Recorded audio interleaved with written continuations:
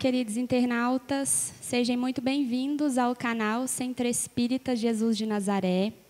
Hoje nós estudaremos o Evangelho segundo o Espiritismo no capítulo 12, Amai os vossos inimigos, dos itens 11 ao 16, o duelo. Então vamos começar. Item 11.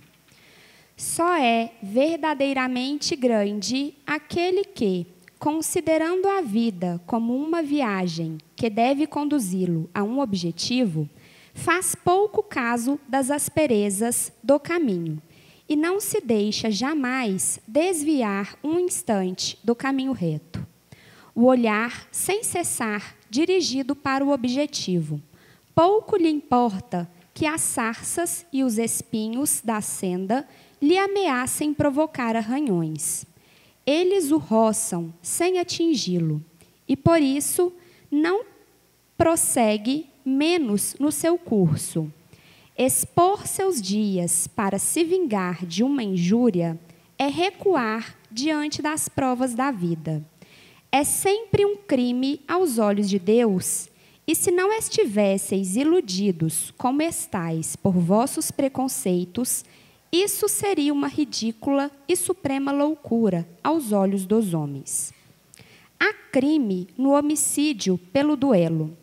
Vossa própria legislação o reconhece. Ninguém tem o direito, em nenhum caso, de atentar contra a vida de seu semelhante. Crime aos olhos de Deus, que vos traçou vossa linha de conduta. Aqui, mais do que por toda parte, alhures, sois juízes em vossa própria causa. Lembrai-vos de que vos será perdoado, segundo houverdes perdoado vós mesmos.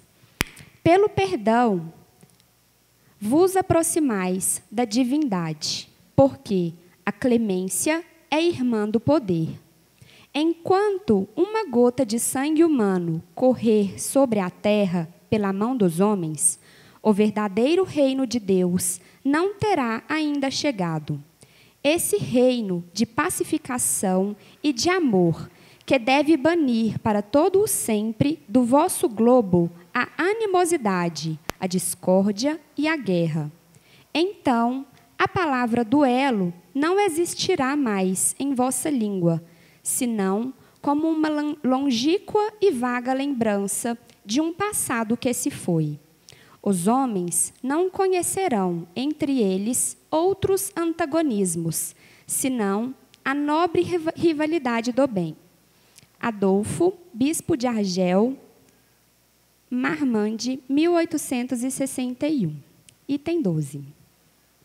O duelo pode, sem dúvida, em certos casos, ser uma prova de coragem física, de desprezo pela vida, mas, incontestavelmente, é a prova de uma covardia moral, como no suicídio.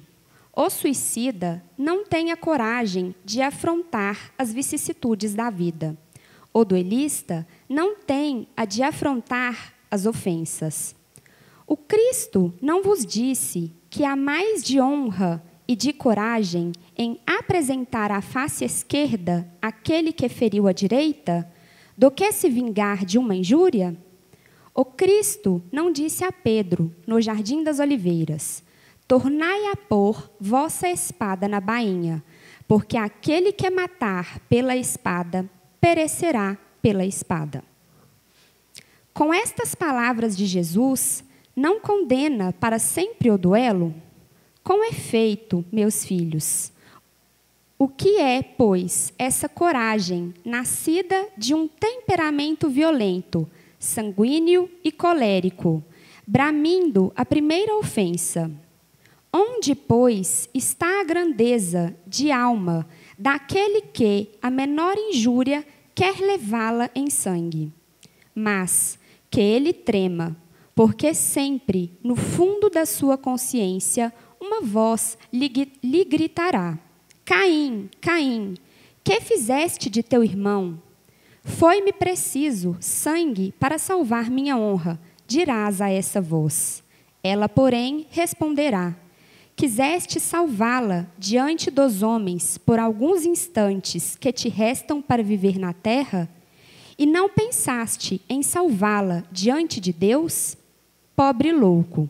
Quanto sangue pediria o Cristo, pois, por todos os ultrajes que recebeu, não somente o haveis ferido com o espinho e a lança, não somente o haveis pregado num madeiro infamante, mas ainda, no meio da sua agonia, pôde ele ouvir as zombarias que lhe eram prodigalizadas. Que reparação, depois de tantos ultrajes, vos pediu? O último grito do cordeiro foi uma prece para seus carrascos. Ó, como ele, perdoai e orai por aqueles que vos ofendem. Amigos, lembrai-vos deste preceito. Amai-vos uns aos outros. E então, ao golpe dado pelo ódio, respondereis com um sorriso. E ao ultraje, pelo perdão. O mundo, sem dúvida, se levantará furioso e vos tratará de covarde. Erguei a cabeça alto e mostrai então que vossa fronte não temeria também ela, de se carregar de espinhos, a exemplo de Cristo, mas que vossa mão não quer ser cúmplice de um homicídio que autoriza, supostamente, uma falsa aparência de honra, que não é senão do orgulho e do amor próprio. Em vos criando, Deus vos deu o direito de vida e de morte, uns sobre os outros?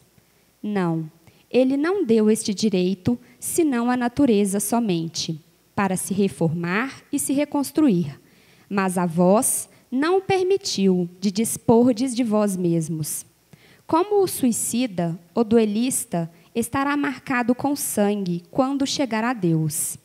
E a um e ao outro, o soberano juiz prepara longos e rudes castigos.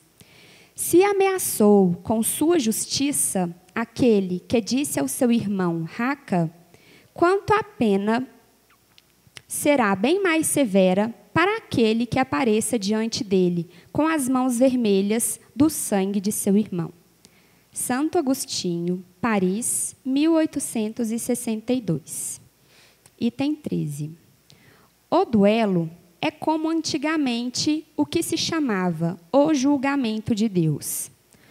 Uma dessas instituições bárbaras que reagem ainda à sociedade. Que diríeis, entretanto, se visseis mergulhar os dois antagonistas na água fervente ou sujeitá-los ao contato de um ferro em brasa para resolver suas querelas, e dar razão àquele que suportasse melhor a prova?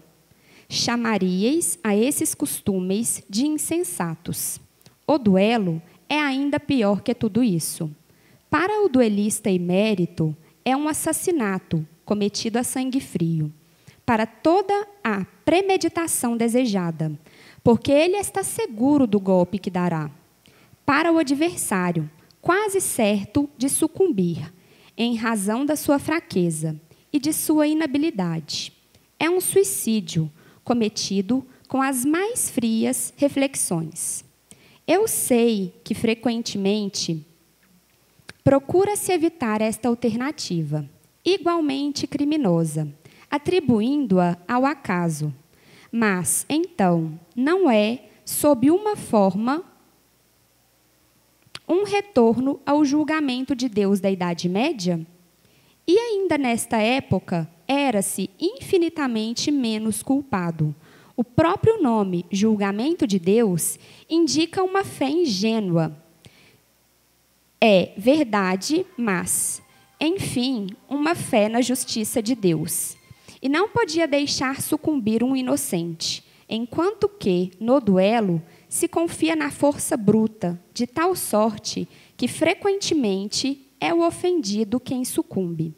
Ó, amor próprio estúpido, tola vaidade e louco orgulho! Quando, pois, sereis substituídos pela caridade cristã pelo amor ao próximo e pela humildade, da qual o Cristo deu o exemplo e o preceito. Só então desaparecerão esses preconceitos monstruosos que governam ainda os homens, e que as leis são impotentes para reprimir, porque não basta interditar o mal e prescrever o bem. É preciso que o princípio do bem e o horror ao mal estejam no coração do homem. Um espírito protetor, Bordeaux, 1861. Vou só molhar a palavra aqui.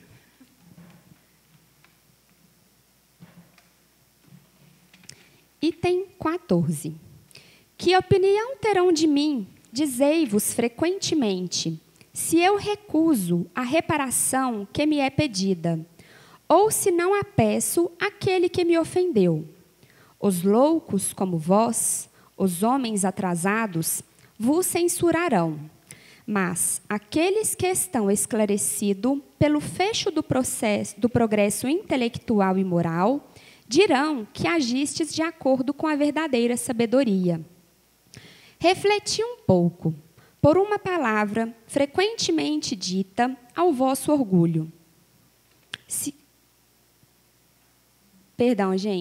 Frequentemente dita ao ar, ou muito inofensiva da parte de um dos vossos irmãos.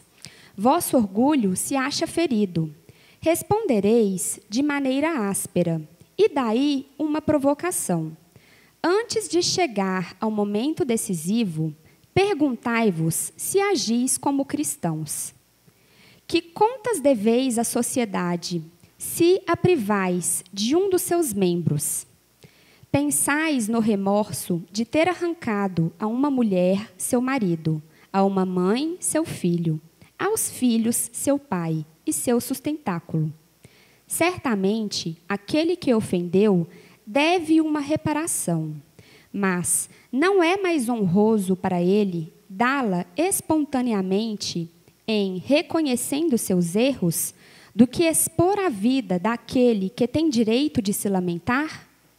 Quanto ao ofendido, convenho que algumas vezes pode se achar gravemente atingido, seja na sua pessoa, seja em relação àqueles que nos cercam.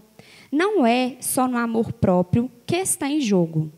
O coração está ferido e sofre, mas, além de ser estúpido jogar sua vida contra um miserável, capaz de uma infâmia, ocorre que este, estando morto, a afronta, qualquer que seja, não existe mais. O sangue derramado não dá mais renome a um fato que, se é falso, deve cair por si mesmo, e que, se é verdadeiro, deve se ocultar no silêncio. Não resta, pois, senão a satisfação da vingança saciada, a triste satisfação, que frequentemente deixa esta vida cruciantes remorsos. E, se é o ofendido que sucumbe, onde está a reparação? Quando a caridade for a regra de conduta dos homens, eles conformarão seus atos e suas palavras a esta máxima: não façais aos outros o que não quiserdes que vos façam. Então, sim, desaparecerão todas as causas de dissensões e, com elas, as do duelo e das guerras, que são os duelos de povo a povo. Francisco Xavier, Bordeaux, 1861. Item 15. O homem no mundo, o homem feliz, que por uma palavra ofensiva, por uma causa fútil, joga a vida que lhe vem de Deus, joga a vida do semelhante, que não pertence senão a Deus, este é mais culpável 100 vezes que o miserável, que, compelido pela cuspidez, pela necessidade, algumas vezes se introduz numa habitação para dela roubar o que cobiça, e mata aqueles que se opõem ao seu desígnio. Este último, quase sempre, é um homem sem educação, não tendo senão noções imperfeitas do bem e do mal, enquanto que o duelista pertence quase sempre à classe mais esclarecida. Um mata brutalmente, o outro com método e polidez, o que faz com que a sociedade o desculpe. Acrescento mesmo que o duelista é infinitamente mais culpável que o infeliz, que, cedendo a um sentimento de vingança, mata num momento de exasperação. O duelista não tem ponto para desculpar o arrastamento da paixão, porque entre o insulto e a reparação há sempre o tempo de refletir. Ele age, pois, friamente e de plano premeditado. Tudo está calculado e estudado para matar mais seguramente seu adversário. É verdade que expõe também sua vida, e é isso que reabilita o duelo aos olhos do mundo, porque nele se vê um ato de coragem e o desprezo da própria vida, mas a verdadeira coragem quando se está seguro de si. O duelo, resto dos tempos de barbárie, onde o direito do mais forte fazia a lei, desaparecerá como uma apreciação mais sábia do verdadeiro ponto de honra, e à medida que o homem tiver uma fé mais viva no futuro. Agostinho, Bordeaux, 1861. Item 16. Nota. Os duelos tornam-se cada vez mais raros, e se são vistos ainda de tempos em tempos em dolorosos exemplos, o número deles não é comparável ao que era antigamente. Outrora, um homem não saía de casa sem prever um encontro, tomando sempre suas precauções em consequência. Um sinal característico dos costumes do tempo e dos povos está no uso do porte habitual, ostensivo ou oculto, de armas ofensivas ou defensivas. A abolição desse último testemunha o abrandamento dos costumes. E é curioso seguir-lhe a gradação desde a época em que os cavalheiros não cavalgavam jamais, senão com armadura de ferro e armados de lança, até o porte de uma simples espada, tornada antes um adorno e um acessório de brasão do que uma arma agressiva. Um outro indício de costumes é que, outrora, os combates singulares tinham lugar em plena rua, diante da multidão que se afastava para deixar o campo livre, e que hoje se oculta. Hoje, a morte de um homem é um acontecimento que emociona. Outrora, não se lhe dava atenção. O Espiritismo vencerá esses últimos vestígios da barbárie, em inculcando nos homens o espírito de caridade e fraternidade. O texto foi longo, mas eu espero que tenha ficado claro. E para nos auxiliar no estudo de hoje, nós contamos com a ajuda dos nossos queridos amigos e facilitadores, Adriano Passos e Dr. Francisco Assis. Um ótimo estudo a todos. Uma boa noite a todos. É com grande satisfação que eu e o Dr. Francisco vamos tentar fazer uma parceria hoje para poder estudar o duelo, né? Nesse estudo do Evangelho, nós vamos perceber que duelo é uma coisa que, no que está escrito aqui, hoje não temos mais, né? Que era aquela disputa entre duas pessoas que se tornam adversárias, e no intento de resolver, eles vão procurar, cada um com a sua arma, né, atingir o outro para exterminá-lo. É uma forma bruta, é a barbárie, como falou aqui no texto. Mas, trazendo hoje esse duelo para o nosso atual momento, né, nós vamos verificar que isso acontece ainda sem as armas físicas, hoje com as armas do pensamento. É aquela pessoa que nós acabamos de ter um desgosto, aconteceu dela ter feito alguma coisa contra a nossa pessoa, nos causado um prejuízo, uma pequena discussão familiar, e nesse instante instala o duelo mental. É um duelo que começa com xingamentos mentais, remoendo aquela situação, revivendo o que aquela pessoa fez conosco. E, dentro desse contexto todo, a gente fica esperando o horário, o momento correto para revidar.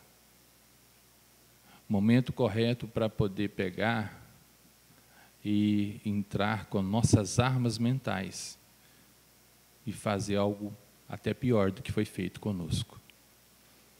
E não poucas vezes desejamos até a morte dessas pessoas. Isso acontece com todos nós, infelizmente. Ainda somos bem atrasados, né? Nossa evolução está bem difícil ainda de chegar num ponto que vamos amar os nossos inimigos. Mas esse ponto de amar os nossos inimigos que Jesus nos ensinou, ele tem de começar uma hora. E nós temos um momento oportuno, sempre quando somos agredidos. No trânsito, em vez de pegar, xingar, fazer gestos, faça uma oração. Só da gente não pegar e xingar mentalmente, ou fazer gestos, ou xingar mesmo sozinho dentro do carro, ali já estamos amando, se nos conter nesse ímpeto que nós temos. É o ímpeto da defesa, é o ímpeto de ser mais do que os outros. É nosso egoísmo na tentativa de se sobressair perante os irmãos. E não é assim que funciona. Jesus nos deixou claro que é juntos que nós vamos conseguir evoluir, é junto que nós vamos conseguir progredir.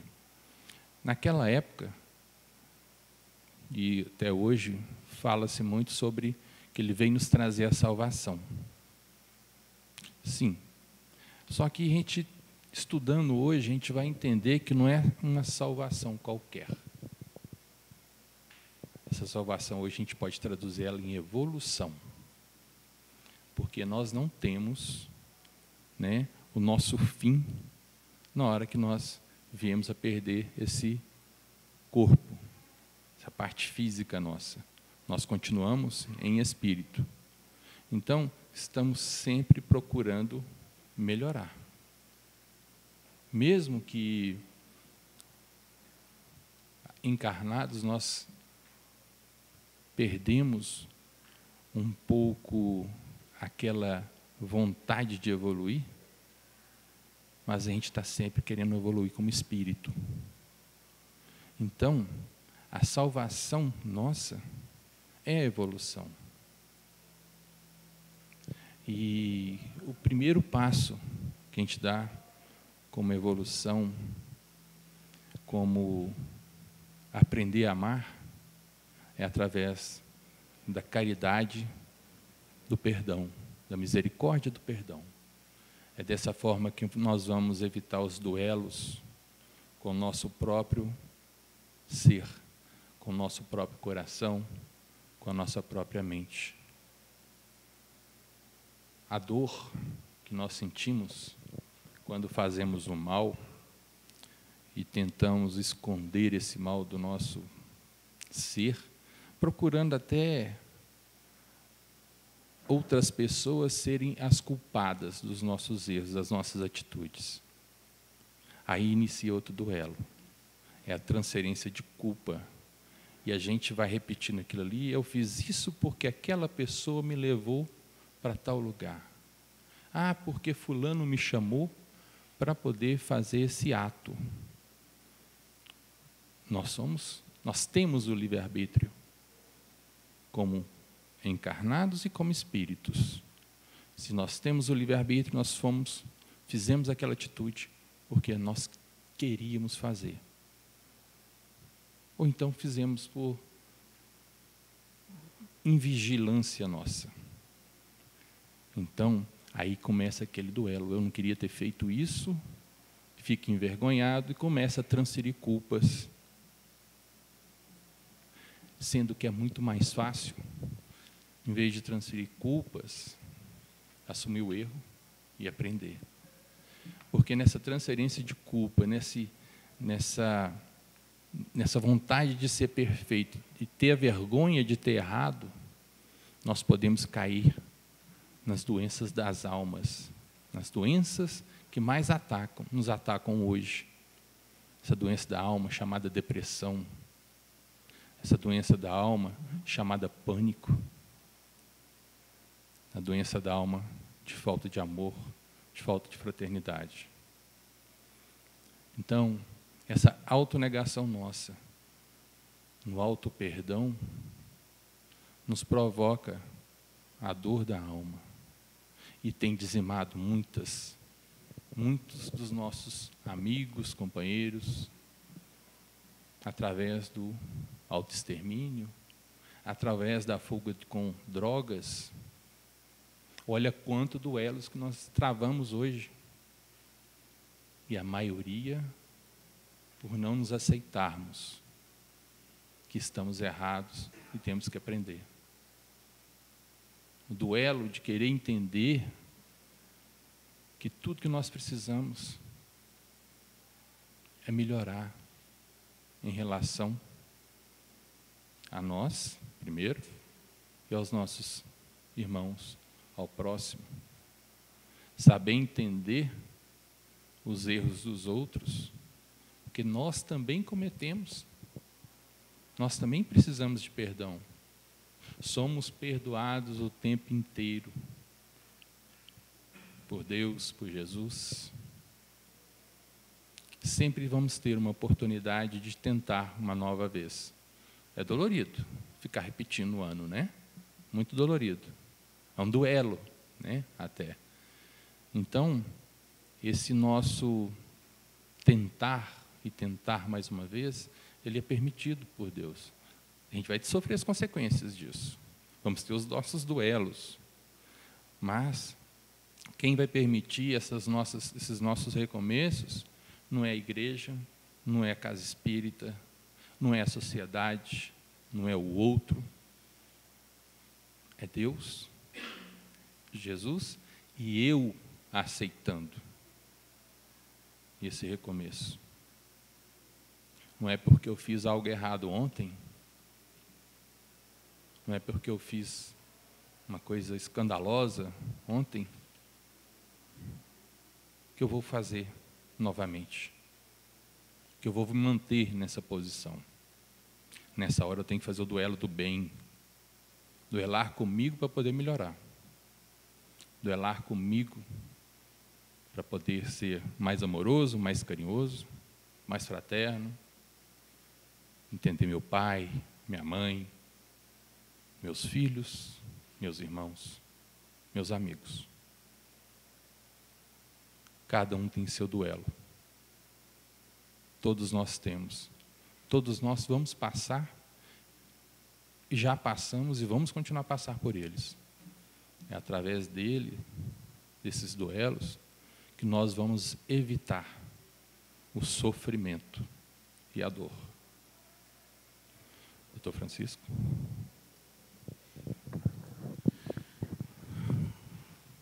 Amigos do Ideal Espírita, boa noite a todos. De igual forma, amigos internautas também, boa noite. De igual forma que o companheiro Adriano Passos dá ênfase sobre uma visão mais ampla do que seria o duelo, que é o assunto do estudo de hoje, está dentro do capítulo Amai os vossos inimigos. E antecedendo a esse tópico duelo, nós tivemos o ódio, a vingança, e assim o duelo nessa espécie também de conflito humano. O Adriano, de uma forma muito feliz, explana de um modo amplo o significado do duelo.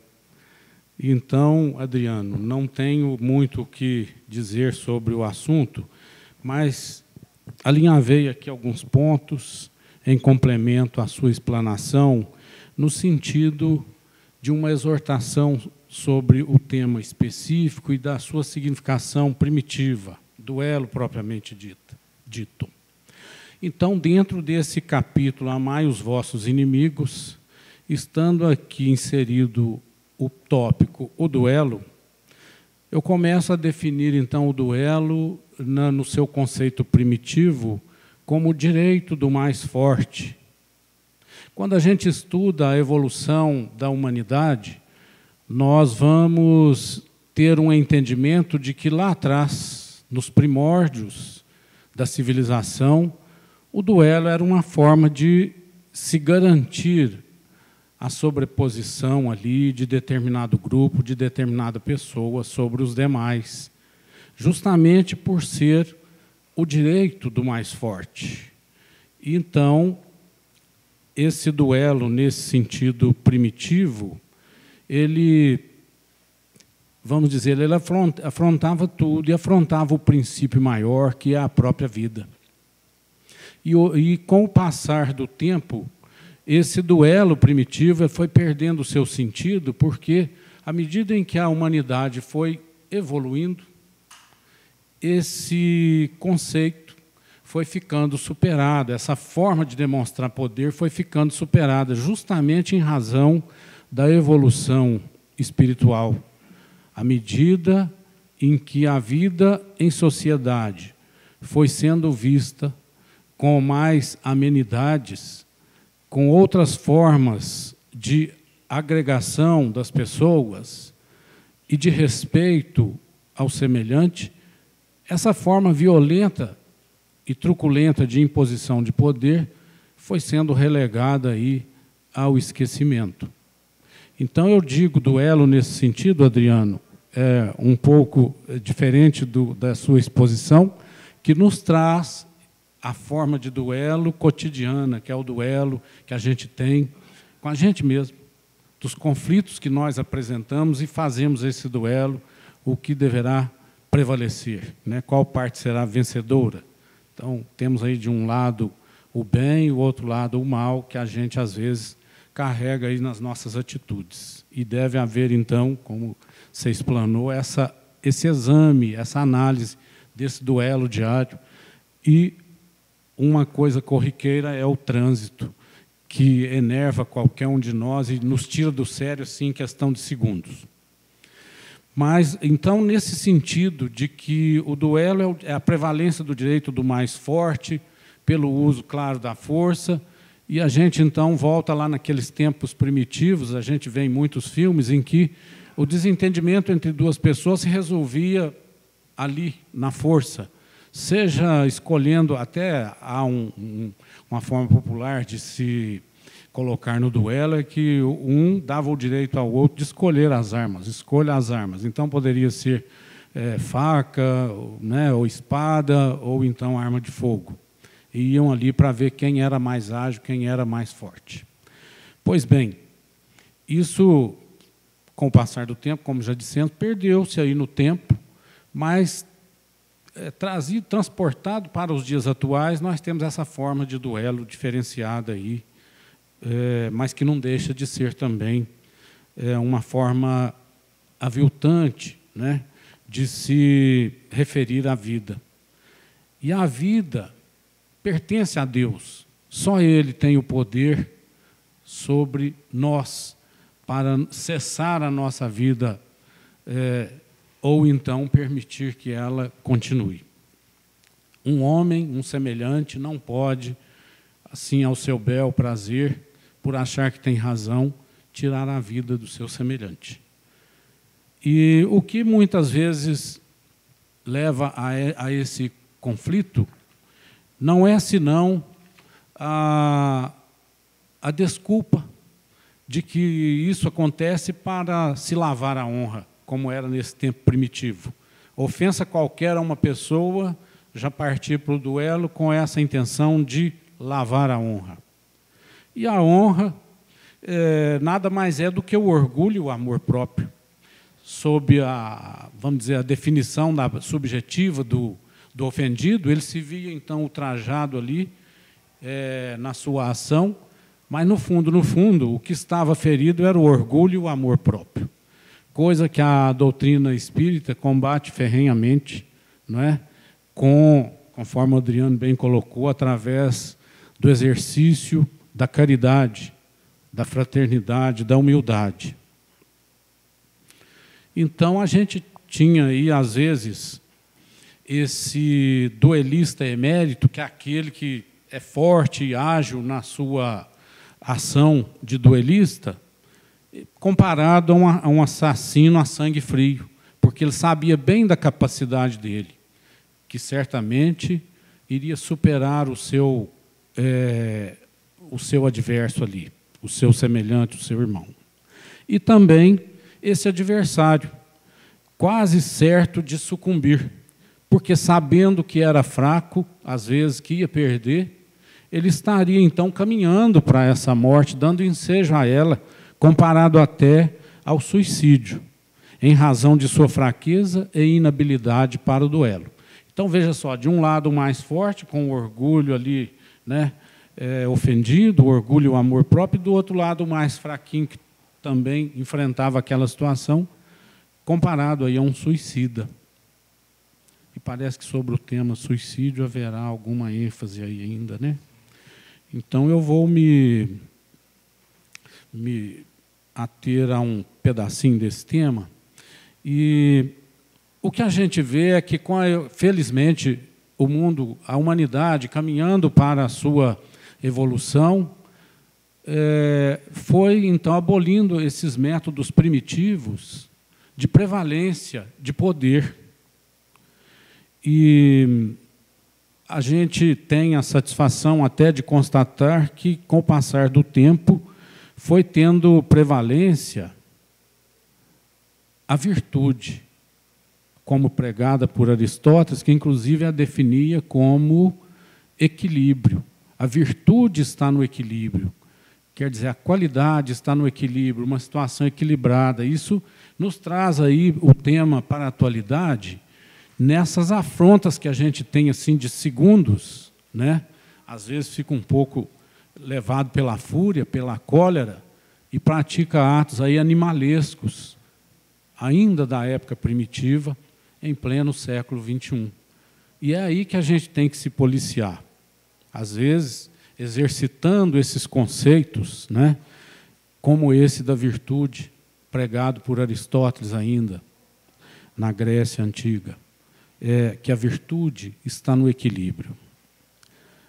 Bom, o homem, desde que Deus nos presenteia com a vida, é nosso dever preservar essa vida, a todo custo.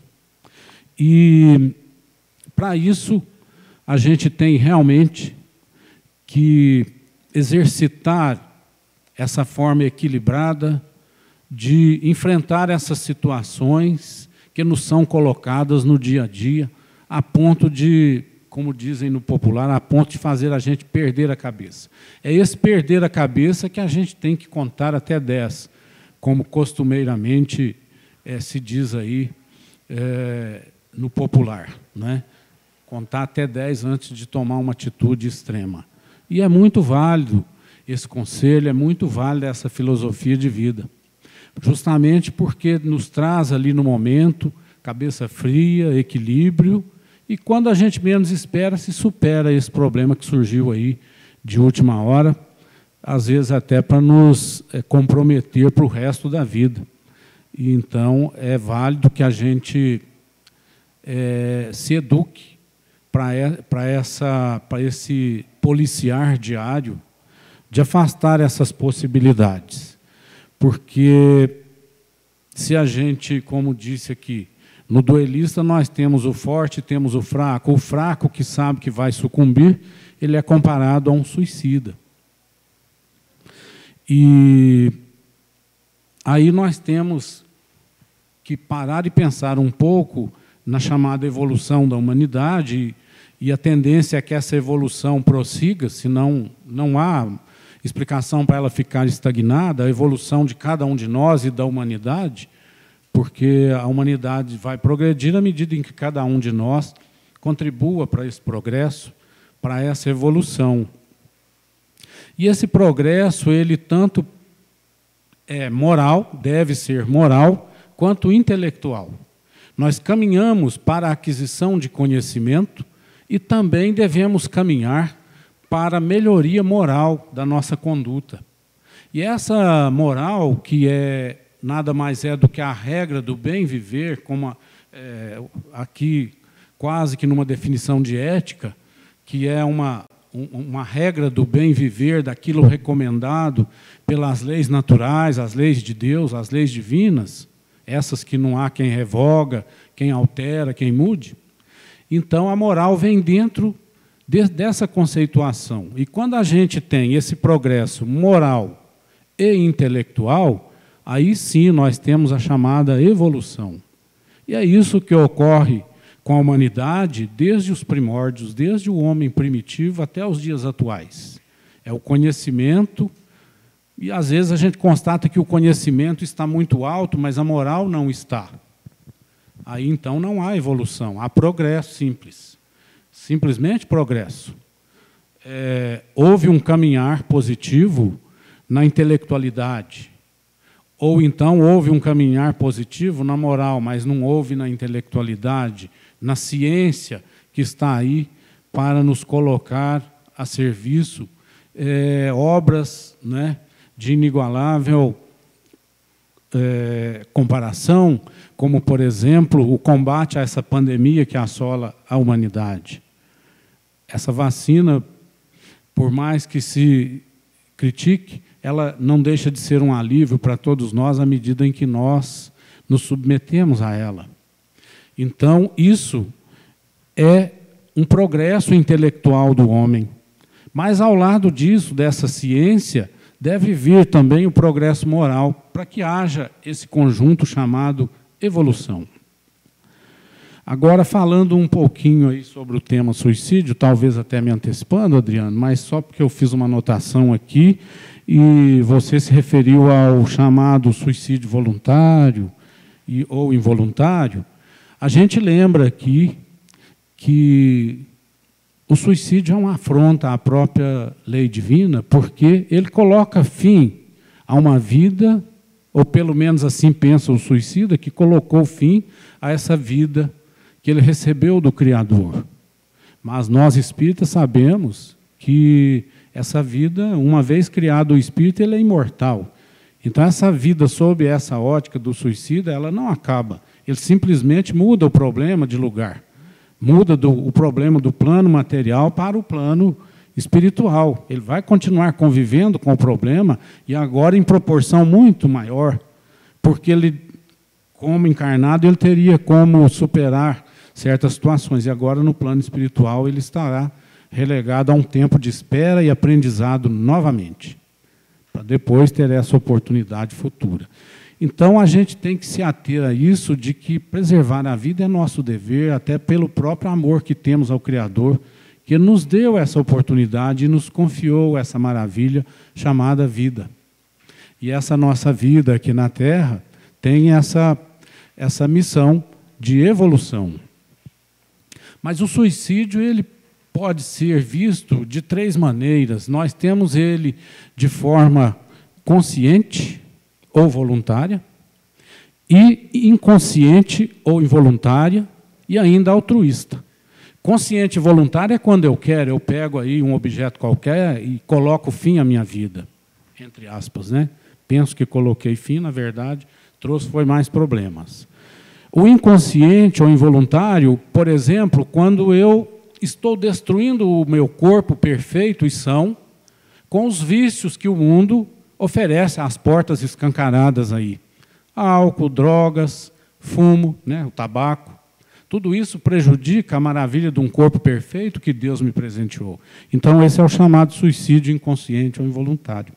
E aquele suicídio altruísta, que é, por exemplo, eu saber que não dou conta de enfrentar certa situação, como no caso de uma questão aí de mergulhar em águas profundas por qualquer motivo, seja até para ajudar alguém, e eu não sabendo nadar. Então, eu estou correndo aquele risco de me matar naquele ato. Não que a atitude de solidariedade com a situação alheia seja reprovável, não. Mas se eu sei que não dou conta de nadar e naquele ímpeto eu pulo ali de qualquer forma, a chance de me matar é muito grande. Mas cada um dessas formas de suicídio é tratada pelo Criador de forma diferenciada, de modo que esse suicídio altruísta ele não tem tanto peso contra ele quanto um suicídio consciente. Bom, creio que falar depois do Adriano apenas seria redundância, por isso, então, ficou aqui só essa, como diz, essa rebuscada sobre o tema a ser tratado aí em sequência. Eu fico pensando, naquele tempo, né, onde tinha esses duelos, como que a sociedade aceitava uma disputa de duas pessoas, onde uma delas morreria, e aquilo ali ia colocar a outra pessoa perante a sociedade numa posição melhor. Numa posição que, se ele tivesse recebido a injúria, ou então qualquer outra coisa ali, ou então ele te tenha provocado, ou seja, ia limpar a imagem dele perante a sociedade com o assassinato. E aquele também que veio a morrer, né, entre aspas, ele cometeu um suicídio. Um suicídio voluntário. Ele se expôs ali. Uma coisa que ele não precisava de ter feito. Se retratasse, ou então fizesse a caridade do perdão. Isso eliminaria já o duelo naquela época. Ah, mas não tem duelo hoje. Não tem? Igual eu falei antes, tem sim. Ainda vou puxar um pouquinho mais. Vamos pensar nas guerras? Vamos pensar no duelo de ter a inveja, de invejar o que a pessoa tem. Que seja um carro, um relógio, um celular. Aí a pessoa vai lá, o invejoso que está se duelando vai lá para poder roubar. Muitas vezes, utilizando de métodos agressivos, né? Até com questões de latrocínio, né, doutor? E eu quero ler aqui para poder terminar, que o nosso tempo já está quase esgotado aí.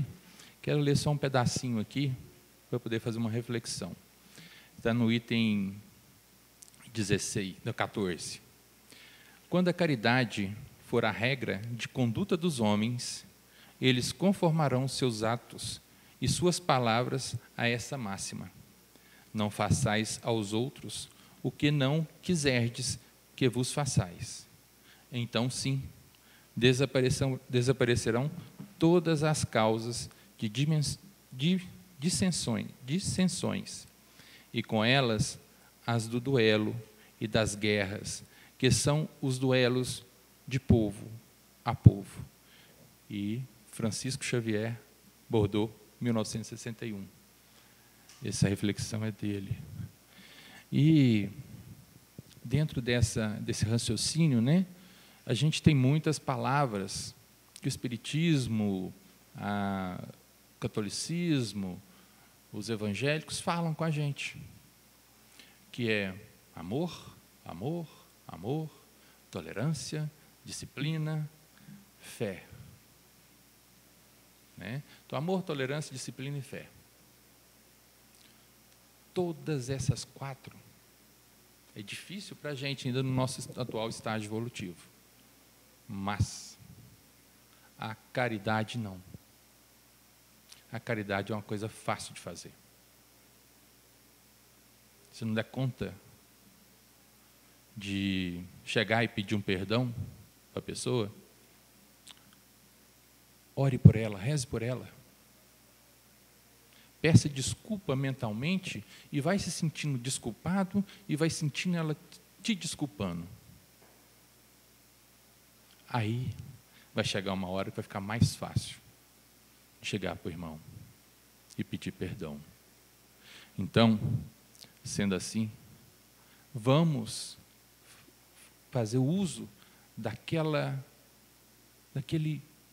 mandamento que Jesus colocou para a gente.